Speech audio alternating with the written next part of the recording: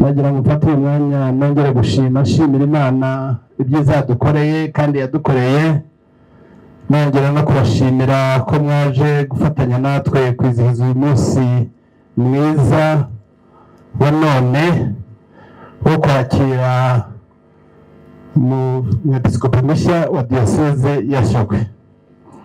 Ntarajya kure mu nyemerere, ubundi Bishop uciye umugisha Jared Karimba niwe wariduwaye kandi dini w'abepiskopi b'itorero Anglikani ry'u Rwanda muri itorero ryacu. Rero nyine yuko agiye muri uwo mwanya wundi, igihe tugeze mu kimuhaye, twagira ngo tubamenyeshe dini mushya w'itorero Anglikani ry'u Rwanda. Nkajya ngira ngo nsabe Bishop Augustin Ahimana atera intambwe yigira imbere, tumwakiriza amashyi menshi cyane nka duwaye mushya dini w'itorero Anglikani ry'u Rwanda. Uyu mwanya ugibwaho n'umwepiskopi urusha uburambe abandi muri uyu murimo Imana yaduhamagariye. Uwo rero akaba ari Augustin Ahimana.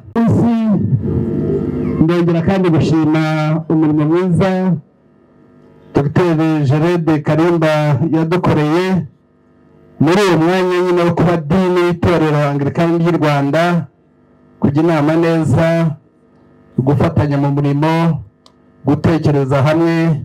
Imana yaragukoresheje mu buryo bwinshi. Nyakubahwa Dr. Jared Karimba, turagushimira, Imana iguhe umugisha. Uyu munsi turi hano mu mwuka umwe, mu bumwe, mu byishimo, twakira umwepiskopi mushya wacu wa diyoseze ya Shyogwe ari we pasiteri. Ni umwanya wuzuye ibyishimo, ni umwanya wuzuye ibyiringiro, ni umwanya dufite byinshi dutegereje ku mwepiskopi wacu mushya uje. Umwanya tuzi neza yuko icyo Imana yamuhamagariye azacyitaho kandi akagishyira imbere, ari ryo vugabutumwa n'indi mirimo ijyana nabyo. Ubwo tumwakira rero, tumwakirana ubwuzu, tumwakirana ibyishimo, nagira ngo nibutse utuntu dukeya gusa, hanyuma ize kugeza aho ngaho nakira umushyitsi mukuru. Uyu murimo Imana iduhamagarira bidusaba impano, bikadusaba karite cyangwa se ibyo dukwiye kuba dukwije kugira ngo tuwuhagararemo neza.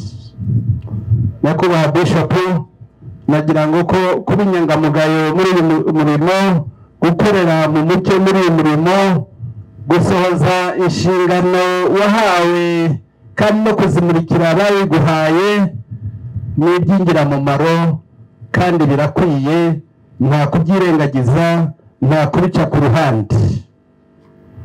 Kubera abo uyoboye urugero rwiza no kubaganisha ku Mana, bifatanije n'ibyo bindi nari maze kuvuga, bituma itorero rigira ubuzima kandi rikagira imirimo inoze, ufatanije n'abo Imana yaguhaye gukorana nabo. Pawulo mu buhanga bwe n'inyigisho ze muri Timoteyo wa mbere igice cya 4 umurongo wa 16 hari amagambo avuga neza cyane ngo urinde ubugingo bwawe kandi urinde ibyo wizera. Iyo tubikoze dutyo tukaba hafi, aravuga ngo uzikiza kandi ukize n'ubugingo bw'abakumva.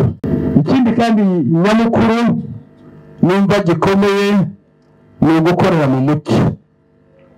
Mu Migani 11 umurongo wa 3 havuga neza ngo gutungana kw'abakiranutsi ngo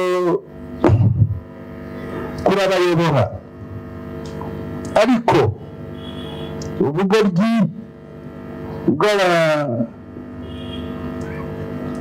bw'indyarya cyangwa se nabwo bubabera ikibazo kitoroshye mu rugendo rwawe n'uyu muhamagaro. Uzaba umunyakuri kandi Imana izabiguhera umugisha. Muri iyi minsi ugitangira umurimo uzakenera inama. Bagusabye ngo uzagira abajya inama beza, ugisha inama abakwegereye, ugisha inama abakubanjirije, ariko kandi uzaza uyungurure.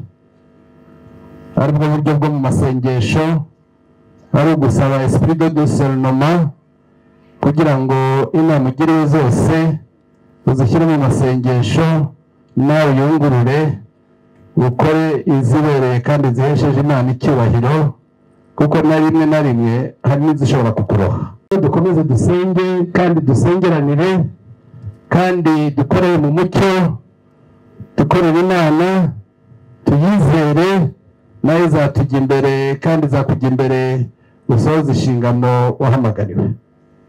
Twongere dufate akanya, twongere tubwire Musenyeri ucyuye igihe ko twishimiye imirimo wakoze, ko tuzakomeza kugusengera kandi twizera neza yuko ibyo wakoze byiza bizaguherekeza, kandi mwabivuze sindida kubisubiramo. Tukwifurije umugisha w'Imana kuko tuzi yuko urugendo rukomeza, uhinduye icyicaro gusa, ariko turazi neza yuko Imana izakomeza kugukoresha byinshi kandi henshi.